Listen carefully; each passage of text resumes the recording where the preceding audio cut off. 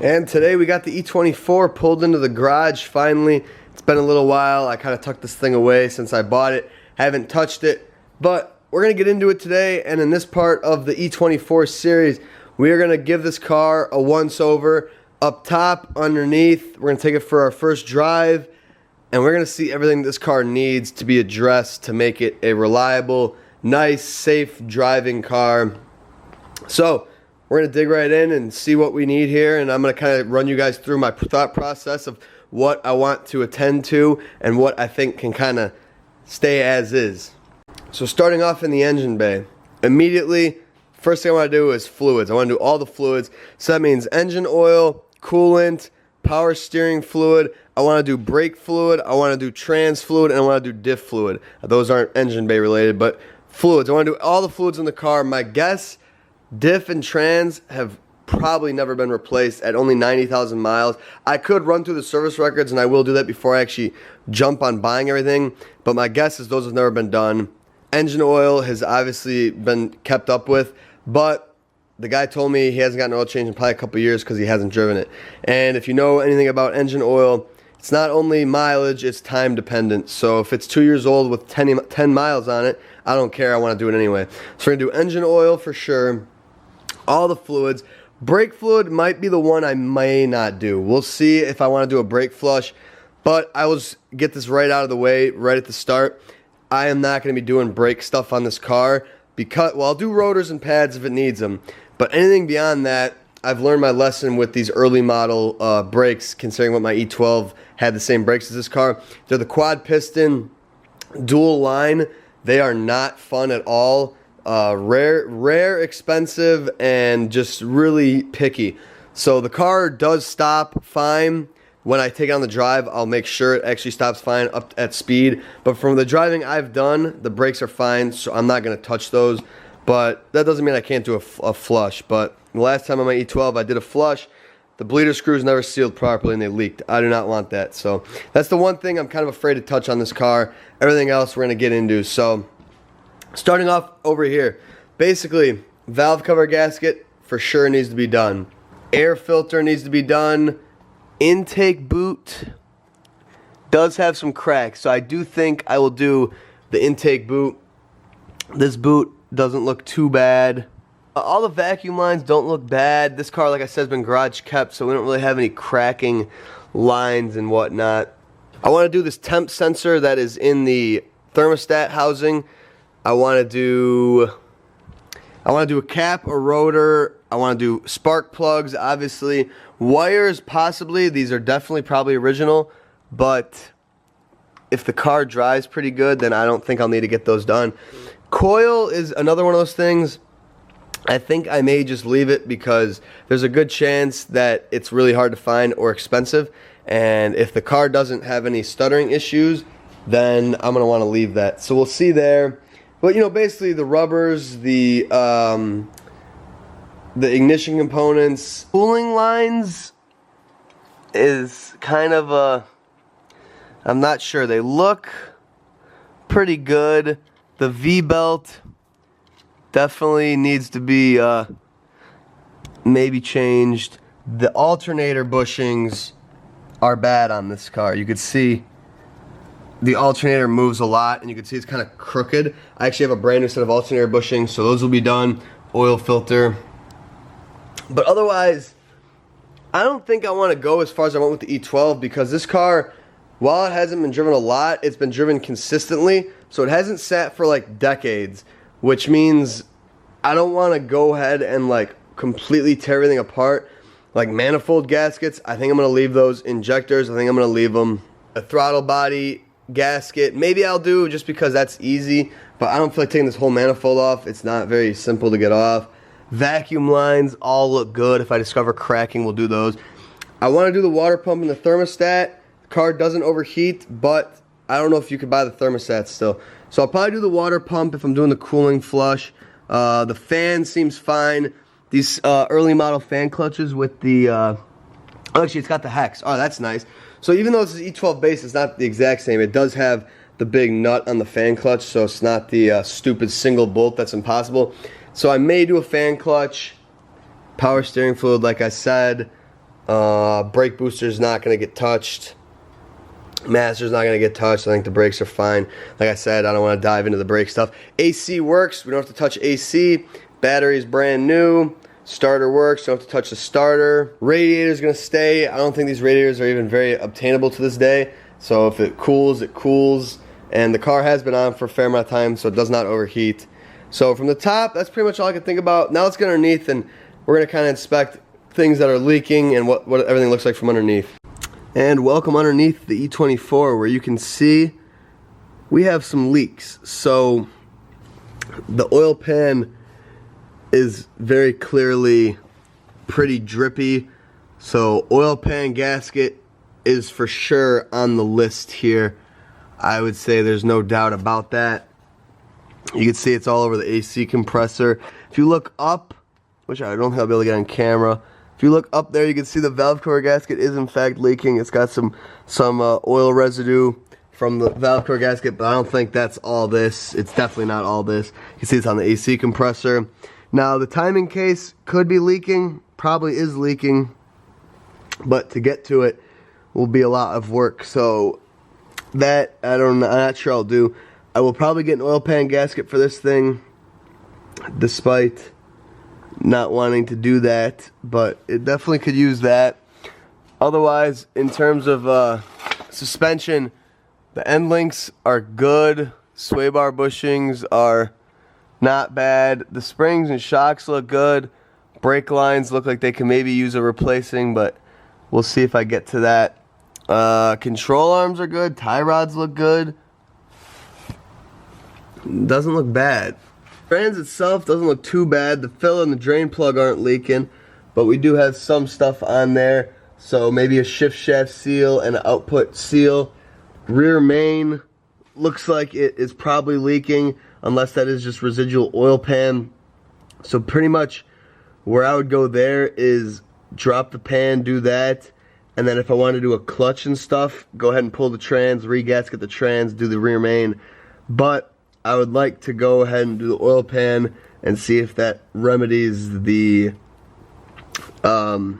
leak back here before I go ahead and do both of those things. Trans bushings actually appear to be pretty good. They don't look too bad at all, actually, which is surprising. Usually those are pretty shot, but they both look perfect, actually. Engine mounts I actually have to look at too. I don't think it would hurt to do engine mounts. I mean, it doesn't look completely shot, but it looks a little squished, so I might add those to the shopping cart. Now let's head back further and check the Guibo and the back end. Guibo looks perfect. The rear of this trans and the upwards of the linkage looks like it definitely needs a shift shaft seal, pretty bad actually. There's a lot of squirted around fluid, so I definitely gotta do the fluid on this thing. This, I have no idea what it is. I've never seen that coming out of a trans. It goes all the way up to the, I don't even know what it goes into. I don't know what that is, but regardless, so Guibo looks to be fine. Trans could use some seals. So it's hard to set up the camera, but I got underneath there. Diff bushing needs to be done. The fuel pump and fuel filter look original. Those I'll see. I'll do a fuel filter. I'll get one of those. The pump might have to wait. I believe that's a very expensive unit, if I can even find one. Looks original, but if it works, it works. I mean, I don't think I'm gonna take the car on like long road trips, so I don't want to be. I want to like do everything, but I also want to be a little bit cost effective here. I don't want to just throw money away. So all the other rear bushings look pretty good. The rear end looks pretty nice, so I think we're kind of decent there. But I guess let's go take this thing for a ride and see how it drives and see what really shows that needs to be done. So my guess is that the maintenance on this car will pretty much be broken into two kind of categories, maybe three. So to start, we're gonna have all the fluids, the filters, the ignition components, all that simple stuff, cooling stuff, all that jazz. That's the like couple hours, slam it in, and she'll be healthy and good to go. You don't have to worry about anything.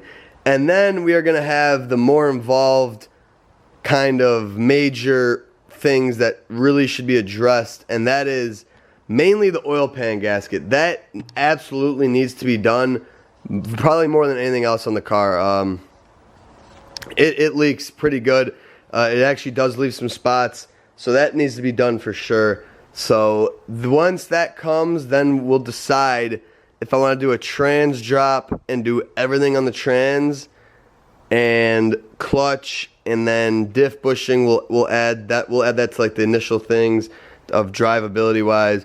But the oil pan and gasket will be a pain in the ass in this car just because it's kind of the way you have to do it. I think I'm going to have to end up dropping the whole subframe from the front, which isn't going to be very fun. But that needs to be done because it leaks bad. So I want to get that figured out. And then from there, I'll kind of decide where I want to go.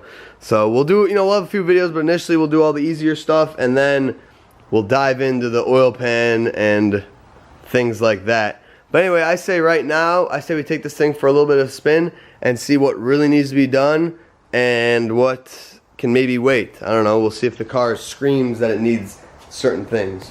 All right, and we're off in the E24, our first drive. I'm really excited. I'm super stoked to see how everything feels in this car.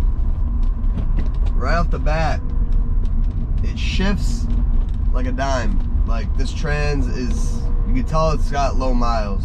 The clutch is nice. The brakes work fantastic. The pedal feels really good, nice and solid and firm. So I really don't think it needs, I can't remember when he said he did the pads and the rotors.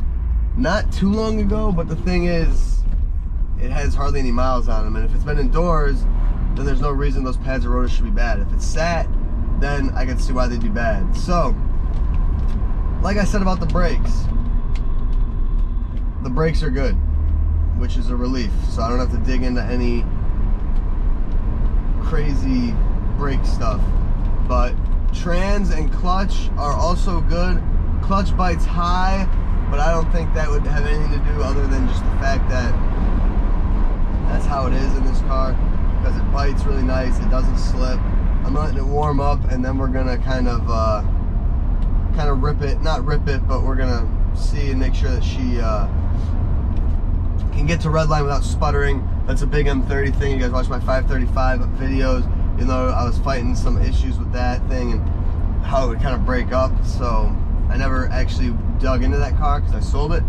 But it's 9 times out of 10 cap and rotor related. Otherwise, suspension feels really nice and tight. I mean, like, really nice. I've never owned a BMW from before 2003 with less than 100K on it. My E46 has 60K on when I bought it, but all the old ones I've had, which are every BMW aside from the E46, have all been far over 100K, some over 200K. So to have one under 100K, the suspension is good, but I don't think it's the original suspension. I think most of it has been done in its past. So this car drives unbelievably well, like unbelievably well. There's really, off the rip right now, I would say there's like, it's not even much of like a project car. It's like a, like I said, I mean, it's a gasket and a fluid thing, just because that gives you peace of mind when the car is this old. But like, even the AC works. AC is solid on this, so I don't even have to mess with AC things, which if AC doesn't work, I never mess with it either way. So now that we're up to temp, I'm gonna drive it a little harder. I'm gonna see how the drive line feels and all that stuff. So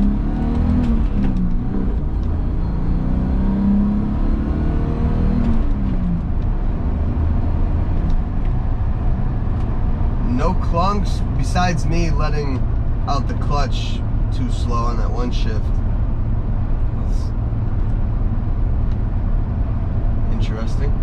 But anyway, yeah, no clunks, no like, I said it probably could use a diff bushing. It might not even really need one, but that's something I kind of want to do anyway because it's easy enough to do, and this car only's got the one rear one, so it's kind of a peace of mind thing. But like, no, it's kind of crazy how good everything you know, how good everything goes. It shifts so nice. It accelerates nice. I got it pretty high in the RPMs. I don't know if I redlined it, but I am gonna test that one more time. But those pulls right there, not a single issue in the world. So I'm gonna go ahead and do the same thing right here. Temp is holding fine. These things actually kind of run kind of cool. Yeah, so that's pretty good. All right, so let's see. Let's take her all the way to redline.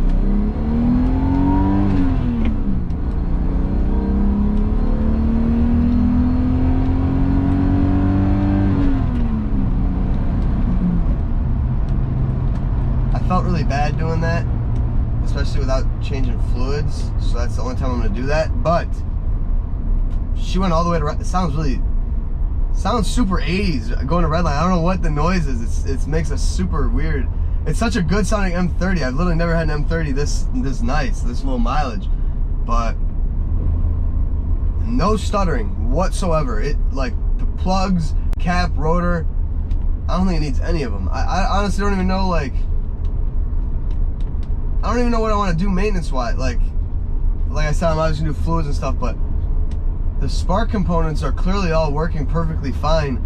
And I think, like, the key to kind of where this car is that it hasn't been driven a lot, but it's been inside and it's been driven moderately. So it hasn't actually sat for 10 years, 20 years. I've had a few cars that have sat, like my E12 sat for 20 years. That does not treat a car nice. Yes, the way this car's been driven has not been nice to the gaskets, but you can't even be mad at that, because gasket, what, you know, it's a gasket. What do you want from it, right? It dries out when it doesn't get used. But like this thing, to not even need any like spark things, like, yeah, I'll still do plugs and stuff, and I'll probably do a cap and rotor because they're cheap and easy.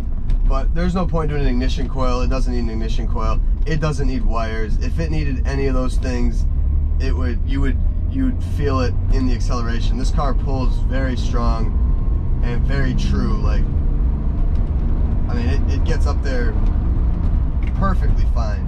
It does not need any help getting up there, and it doesn't overheat. So I mean, it's just so different from the E12. Like, that car, except for 20 years, I had to do everything because everything was clogged and degraded, and, you know, the fuel system was screwed, the brake system was screwed, the spark was screwed, the gasket, everything was shot. But you have a car like this that's been maintained and been kept nice and driven, it really doesn't, like, need a crazy amount of things. Like, it pulls so fine. Like, it's not a sports car, but it is a nice touring, it is a comfortable car for sure. So I'm gonna take this thing back because, like I said, I don't really want to put a ton of miles on it, and park it and order what I need to order, and then I'll kind of conclude this video. So what we have here is a rare case of a car that really doesn't need a whole lot to get roadworthy. This thing drives freaking fantastic. Like, I am blown away. It doesn't even pull. Everything's straight. The steering wheel's dead center. This car is so solid. I mean, it is amazing what an actual maintained BMW will still drive, like, you know, 40 years later. So, like I said, we're gonna do all the gaskets. We're gonna do all that main, you know, stuff that's just kind of peace of mind stuff. We do gotta get that oil pan sorted out. I'm gonna go put that board under there and see how long or how much it leaks. It is a pretty bad leak, but either way, I want to get that sorted no matter how bad it is. But yeah, I mean, I'll get all the consumable things. We're gonna do all the fluids, but it really doesn't need suspension work. It really doesn't need overhauls. I mean, it is a solid car, and I am thrilled. This thing is a beautiful cruiser. So stay tuned. We're gonna do some maintenance. I'm gonna order all the parts, and we're gonna kind of get cracking at it. Get this thing so I don't feel bad driving it, because I don't like driving it with, like, unknown, you know, trans and diff fluids and stuff like that. And I don't want to mess something up on this car. So stay tuned. Thank you guys for watching. I hope you enjoyed. Let the E24 series commence. I'll see you in the next one.